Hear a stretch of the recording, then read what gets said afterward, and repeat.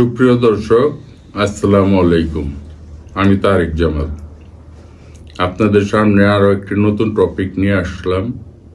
মনোযোগ সহকারে আপনারা আশা করি শুনবেন। আমি দুইটা রাজনৈতিক দলের কিছু বিষয় নিয়ে কথা বলবো, 10 মিনিটের মধ্যে শেষ করে দেব। আশা করি সবাই আমার পাশে থাকবেন, সাপোর্ট করবেন, সাবস্ক্রাইব করবেন এবং আমার ফেসবুক পেজে ফলো করবেন। সুপ্রিয় দর্শক এবং দেশ ও প্রবাসের আমার প্রিয় ভাই বোনেরা, 12 ফেব্রুয়ারি জাতীয় সংসদ নির্বাচন আমি বারবারই বলে আসছি। তার পাশাপাশি কিন্তু আরেকটা নির্বাচন আছে ওই দিনই, গণভোট। গণভোট সম্পর্কে অনেকের ধারণা নাই। আমাদের দেশ গ্রামের মা বোনেরা, সহজ সরল মা বোনেরা কীভাবে গণভোট দিতে হয় জানেন না। অনেক পূর্বে হয়েছিল গণভোট। নতুন প্রজন্ম গণভোট কাকে বলে কি বলে কেউ দিতে পারবেন কি না আমি জানি না ঠিক মতো। সেই জন্য হয়তো সরকারিভাবে অনেক ব্যাপক পদক্ষেপ নেওয়া হয়েছে গণভোট কিভাবে হবে। আমি দুইটা রাজনৈতিক দলের বিষয়ে বলবো, বাংলাদেশ জাতীয়তাবাদী দল বিএনপি সম্পর্কেও বলবো। জুলাই সনদ কি? আর এই জুলাই সনদের জন্যই কিন্তু গণভোট।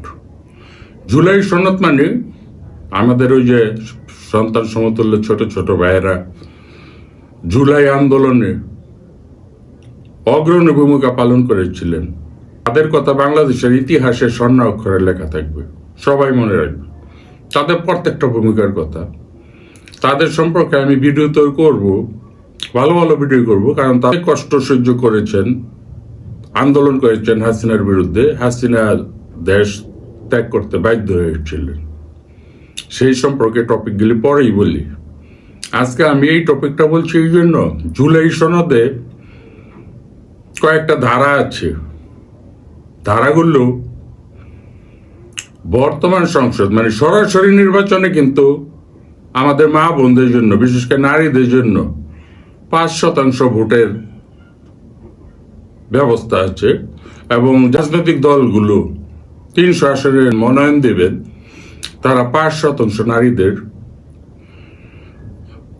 অবশ্যই মনোনয়ন দেবেন। ওটা জুলাই সনদে উল্লেখ করা আছে, ওই হিসেবে জুলাই সনদটা করা হয়েছে। ওই জায়গায় আরো অনেক ধারা আছে, ক ধারা আছে, নাম্বার 1, 2, 3 এগুলো আছে। ও এতগুলো আমি বলতে যাবো না, শুধু এটি বলি, সে আমার মা বোন এবং নারীদের সে 5%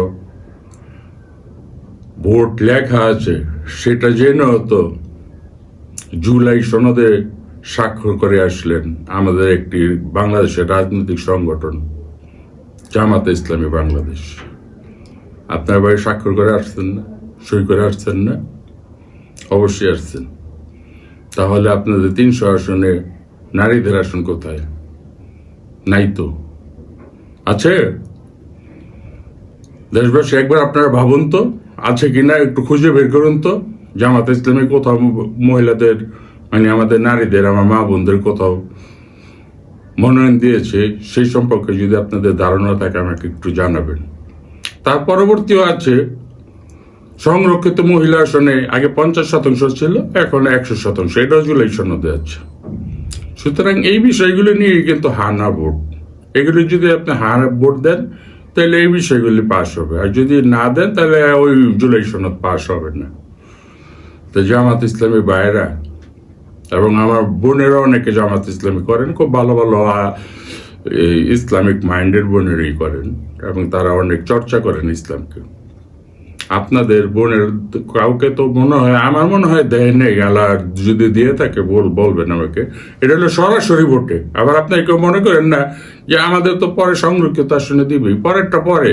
এটা তো বর্তমানে 12 ফেব্রুয়ারি নির্বাচন হবে, ওই দিনকার কথা বলছে, দেয় নেই।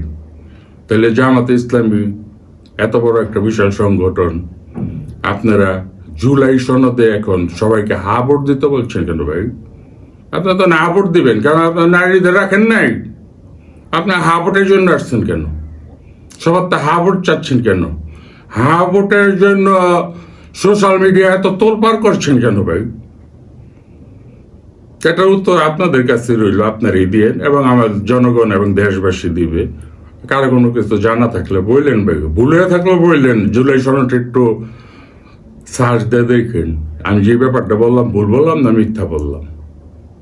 আর বাংলাদেশ জাতীয়তাবাদী দল বিএনপি 5% দিচ্ছে কিনা জানি না, আমার জানা মতো অনেক জায়গায় নারীকে মনোনয়ন দিয়েছেন, সেই জায়গায় 5% পূরণ করেছে কিনা আমার জানা নাই।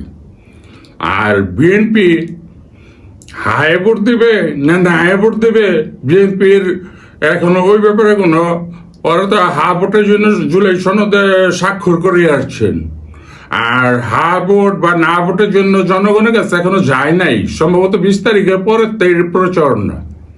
তারা ওই দিনতে হয়তো বিএনপির স্থায়ী কমিটির একটা সভা হয়ে সিদ্ধান্ত নেবেন, বাংলাদেশের জনগণের কাছে যাবেন, আমাদের 300 প্রার্থী দিয়েছে, তাদের মধ্যে সবাইকে, দেশবাসীকে, সকল ভোটারকে জানাবে যে আপনারা হা ভোট দিবেন না না ভোট দিবেন।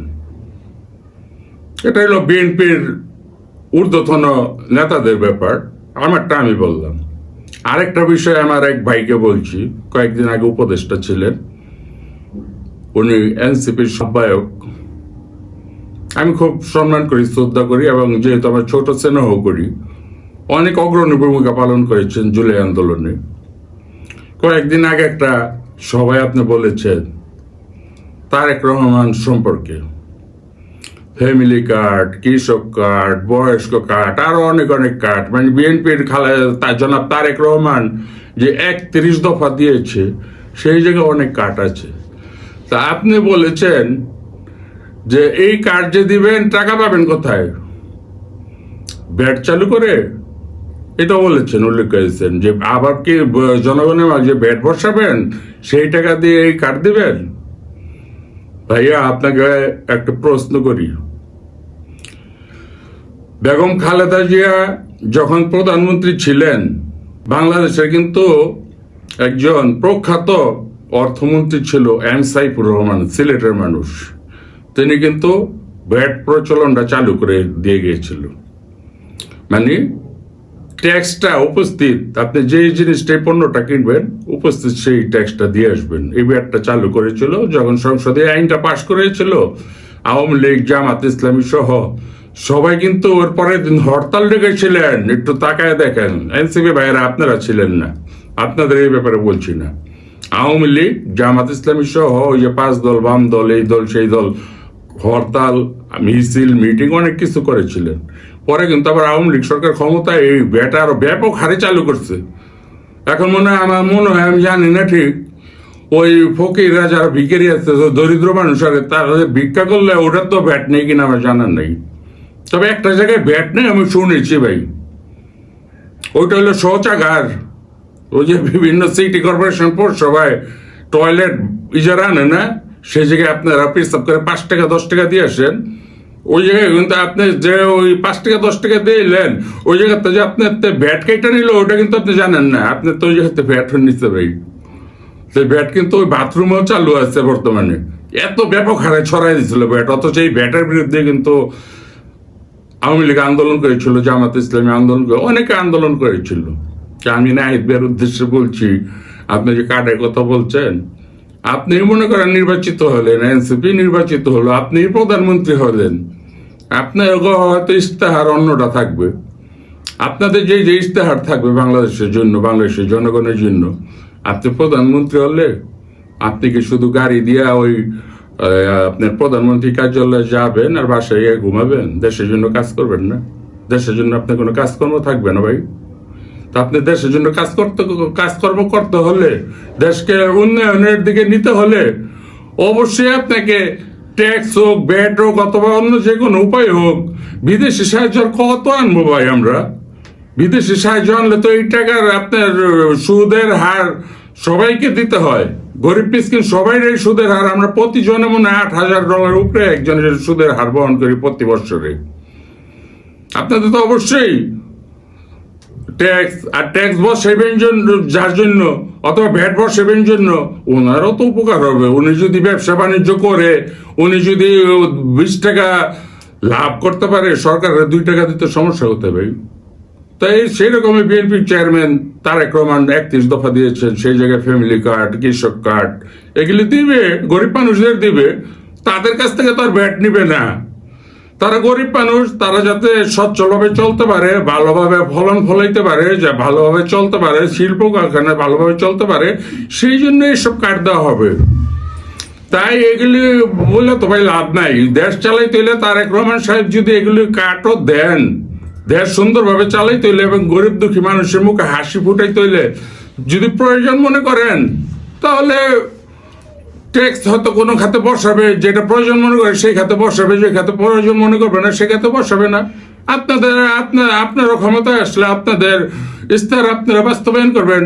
তারেক রহমান সাহেব যদি প্রধানমন্ত্রী হন, তার দল নিয়ে তাদের মন্ত্রী, এমপির স্থায়ী কমিটির মেম্বার সবাইকে নিয়ে সলাহ পরামর্শ আলাপ আলোচনা করবেন দেশবাসীর স্বার্থে, দেশবাসীর সাথে, অনেকের সাথে, যারা সুদীজন আছেন, পেশাজীবী সংগঠন আছে, সবার সাথে আলাপ আলোচনা করে যেটা ভালো হয় সেইটাই করবেন। তাহলে আমি এটাই বলতে চাইছিলাম ভাই, যে বক্তব্যটি দেন দেশের উপকারের জন্য দেন, দেশের উপকার হবে। যেমন আন্দোলন করে উপকার করছেন, একটা জগদ্দল সরকারকে দেশ থেকে তাড়িয়েছেন, সেই রকম উপদেশমূলক ভালো কাজ করেন, মানুষ মনে রাখবে। ধন্যবাদ ভাইয়া। এবং সবাই থেকে আজকে আমি এই জায়গায় বিদায় নিচ্ছি। সবাই যেখানে থাকুন সব সময় সুস্থ থাকুন, ভালো থাকুন, নিরাপদে থাকুন। আসসালামু আলাইকুম।